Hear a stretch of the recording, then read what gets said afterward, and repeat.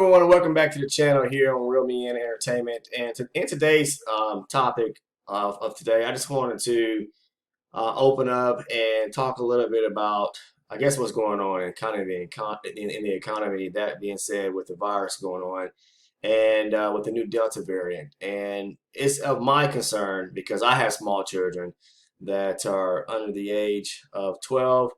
And as we know that there is no vaccine out there for children under the age of 12, and just about across the United States, all children are either in school, started school last week or prior, or getting ready to go back to school. August is the month for kids, go back to school. And with that said, I mean, we all know we done been through what we've been through at the beginning of COVID back in pretty much March of 2020 when things were kind of unfolding and the cases were ramping up. From March of 2020, which was last year, we saw things explode up until the time of basically all throughout the year. I mean, definitely around the summertime, going into the fall, things kind of started spiking up. And then January, February of this year, that's when we saw the most or the most amount of cases. And then the vaccine was released, and hopefully everyone out there has got the vaccine. If not, I got the vaccine. I recommend people getting the vaccine. That'll help other people. It'll safeguard you and safeguard other people as well. That's what I'm trying to say. But that's everybody. That's up to everyone's. It's up to you. If you want to get it or not. Me personally, I think that it helps protect. Possibly so, more so a person getting the actual virus, especially with the new variant floating around out there, which seems to be twice as contagious as the health officials and the government, and are basically saying that they're comparing it to the chickenpox virus and showing how contagious it can be, especially for younger population of people. Me myself, I during my time frame there was no vaccination for chickenpox, but now children can get the vaccination for the chickenpox. But needless to say, we're talking about the Delta variant and how extremely dangerous and deadly that it is to not just older people, but to younger people now. When the coronavirus, the first strand was introduced and started hitting the mass population last year, early part of last year, and started taking off. What we pretty much saw in the media was primarily talks about how it affect the elderly, the older people, especially those that were immune, compromised or had medical conditions. So that was the major thing that took place last year as far as with age and those with health conditions. And now we're seeing a different turn of something that's more nasty out here that has mutated. It's a new strand that is causing more detrimental concerns, or have more detrimental concerns for just not the older population or those at risk of having health issues, but also individuals that our smaller generation of people, are children. So the biggest thing is the Delta variant in the school systems now. I mean, the government is releasing information, the health health professionals are releasing information, whether it be the CDC, DHEC, or just different government agencies from the government to state level agencies that are basically releasing information talking about the variant. And now we're seeing, and my question was last year was always a concern about the younger population, our younger generation, our children. And it's one thing to see the effects on elderly people. It's one thing to see the effects on people in the 40s, 50s, and 60s. It's one thing to see the effects of people who have health concerns. But for our children, they are our the ones that are going to carry on our legacy, not only our legacy, but carry on the population of people in a sense. And now we have a problem to where last year, and I'm hitting home now at the school system. It was when this thing started ramping up and taking off last year with the first introduction of the coronavirus, of COVID-19. there was an issue with as the numbers started to spike and there was surges and increase in the numbers of cases. What do we do? They put the kids out of school pretty much across the country, March of last year, March of 2020, and that's because of the growing concern of about the virus and not knowing and having too much information about the virus and what it could actually do, and the death toll started to climb. But what we didn't really see too much of was to where, yes, lots of people, hundreds of thousands of people, slowly as this thing started to heighten, started contracting the virus. We didn't hear so much about children. Not to say that the children weren't affected, and I'm sure there probably were some that lost family members that were children as well. But the death toll, that primarily the most amount of individuals, the population of people that were affected, and lots of people who lost their life were people of older generations, of who were those that were older. Um, the elderly, the people that had health concerns. So what I'm trying to say is that it didn't we didn't hear about the numbers of children. We didn't hear about the numbers of toddlers or adolescents or even infants or teens that were affected. It was always hitting home at the adults, pretty much, and the elderly, that age group of people, and those that had health conditions. So the growing concern today is children. What are we going to do? We're over 600,000 people that have, pretty much lost their life to this virus. And this is very serious. And if you look at statistics, if you look at the last several weeks to where we were at last year, this time in August, with the number of cases, we have pretty much doubled that. And the number is continuously growing. And we're getting ready to get into a season to where things are going to get cooler. I was always told that, and I always thought that, when viruses are out there, we don't see as many people sick in the summertime. I believe it has a lot to do with the temperatures. Viruses tend to thrive more in cooler environments than in hotter climates or hotter environments. So it's, with the numbers climbing the way they are, and we're already surpassing last year's numbers here in August, it would only appear that come October, November, we are probably going to be at the levels of cases where we were at January, February this year. So what I'm trying to say is this thing is growing at a faster pace than it's outpacing where we were at early part of this year or even last year. And that is very, very, very concerning to, I'm sure, thousands of millions of people, hundreds of thousands of millions of people out there, especially to individuals, parents that have their children that are either in school now or going back to school. And most of the school systems, the county level, and you push it back onto the state, and ultimately I push it back on the federal government, because I think the federal government should be more involved, not leaving an open door policy for state politicians or state policymakers to decide what happens at the state level, what happens at the county level. The government needs to step in. We already been through this one time. We should know how to combat this thing moving forward. That's the thing. We've been through it, okay? So now we know what to do.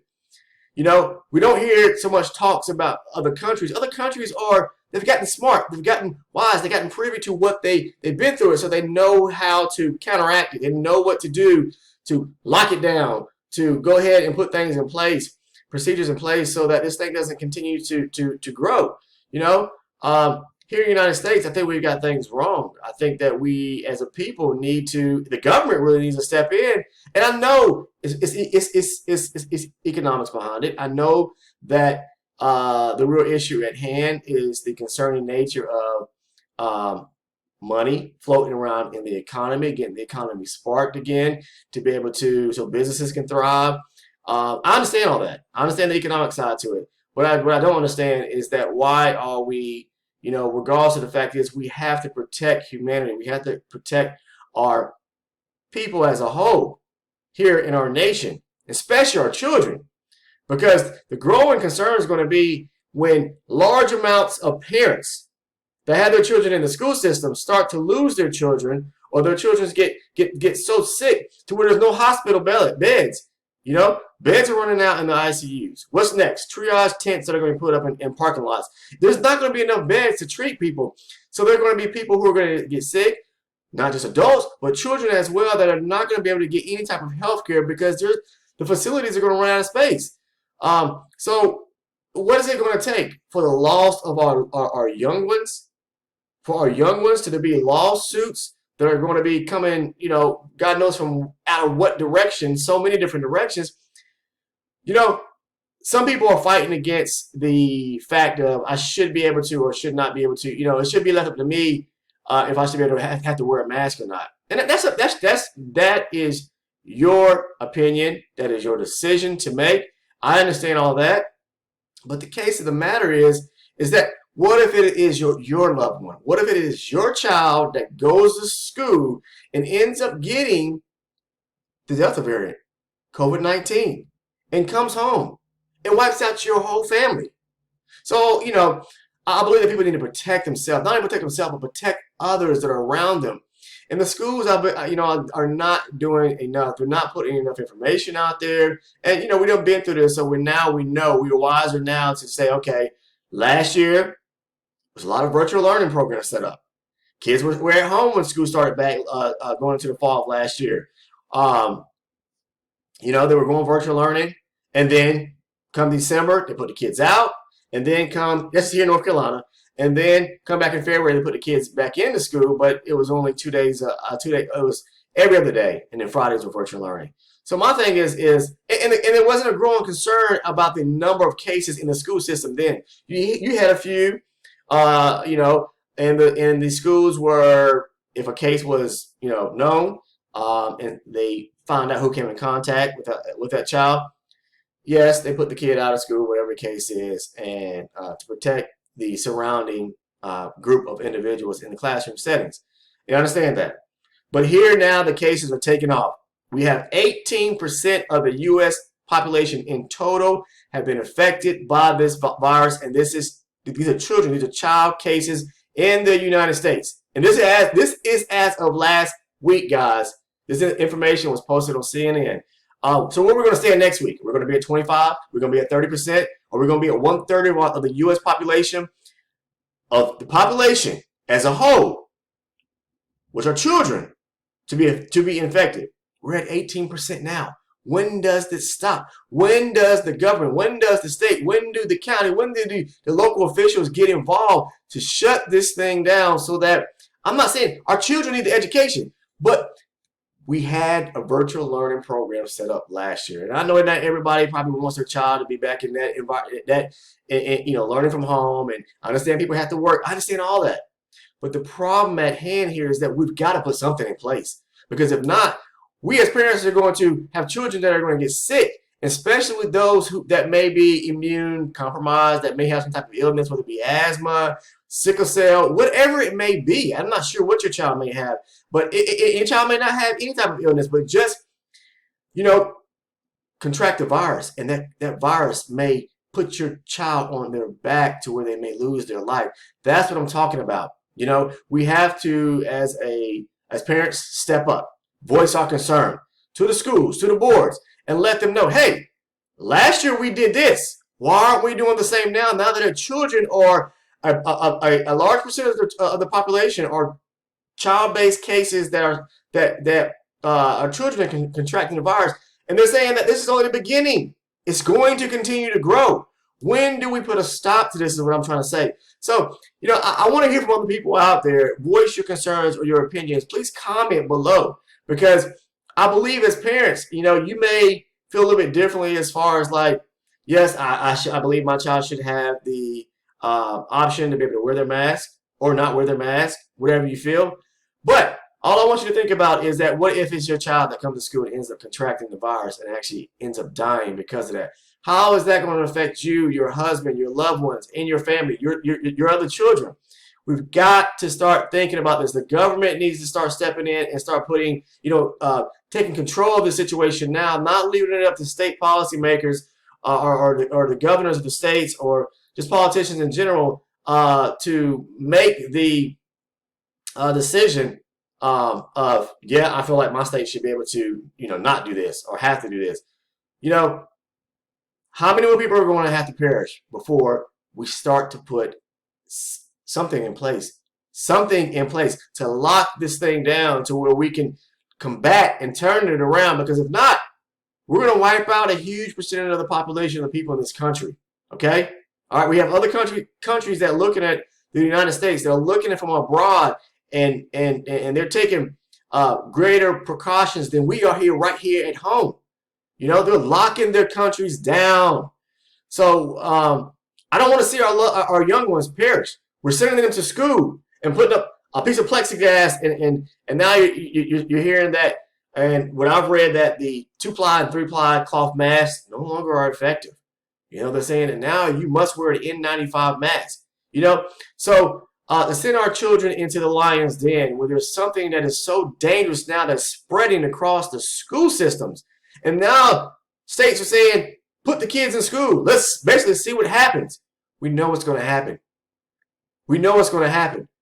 But parents are going to have to step up. We're going to have to voice our concerns to state officials, county officials, the Board of Education. We're going to have to start voicing our concerns, or we're going to see our young ones get sick, our children get sick, bring it home, put us out of jobs, put us out of work to where we cannot provide for them. So, but guys, all I'm saying is, yes, we're at 18% of the total U.S. population. Of that number, 18%, those are all child cases of the Delta variant. That's last week. Where's the number going to be next week? So guys, please chime in. Please let me know your concerns. Please let me know, drop your concerns or however you feel about this situation, this virus, what you think we should do, what should happen, especially when it comes to our children going to school. Going to school, you know, they put them out and let them do the virtual learning thing. Okay, yeah, it was tough, but guess what? It was a means of precaution and protecting our children at the same time. Now they want to, you know, I understand it's probably a staffing issue in the school system. It could be, you know, a lot of teachers decide not to come back to work. Some of them probably want to find something else to do because they just, you know, this is taking a mental and physical toll on a lot of people. I understand that, but we have to stand strong, and especially for our children. And we can't allow our children to go to school and get something that's so nasty out there that they bring it home, and then we have to, you know, we have to take care of our children and at home because there's no means of health care at the hospital because there's no beds, you know. So I don't want to see parents out there having to, you know, I don't want to see it in the news, and I just feel like it's coming to where parents are going to, there's going to be so many deaths because of children, school-age children under the age of 12. There's no vaccine. No vaccine for that age group now. We hear talks about it coming. When's it going to come? I don't know. But the thing is that how do we protect our children? Just a mask and a piece of plexiglass and 6 feet social distancing?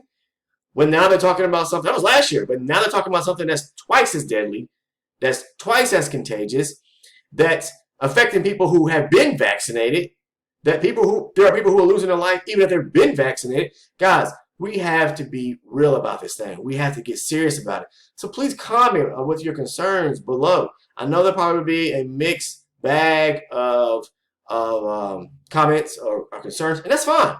That's fine, you know, because we are people and we all have our own opinions about things, but we have to come together, guys, and when it comes to our children in the school system. Our school system, when it comes to the school system, we as parents have a voice to speak up. Our children go to school, okay? They're in the school now, unless, you know, you're teaching your child from home, whatever the case is. But they're not giving any option here in my state of North Carolina, here in the state of North Carolina. They're taking away the option unless your child has a medical condition. Your child has to go to school.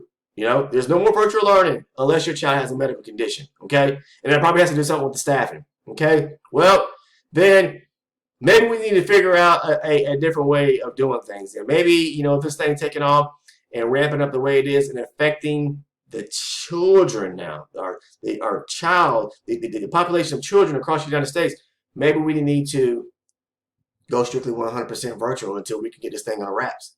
Or is it going to be that we start seeing the death toll climb, and in that, you know, increased a number of the death toll, it'd be a huge percentage of children. That we don't need to see. We don't need to see children dying off. We don't need to see, adolescents dying off because of something nasty out here that we can fight, that we can control, that we need to get more wise about.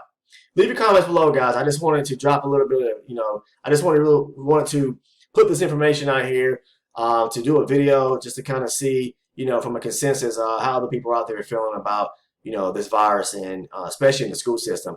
And I have children that are, 12 and under that are in the schools, or my children will be getting ready to go to school next week. And I really want to see, those that have children in school right now, what are you thinking? As far as how do you feel about what's going on right now?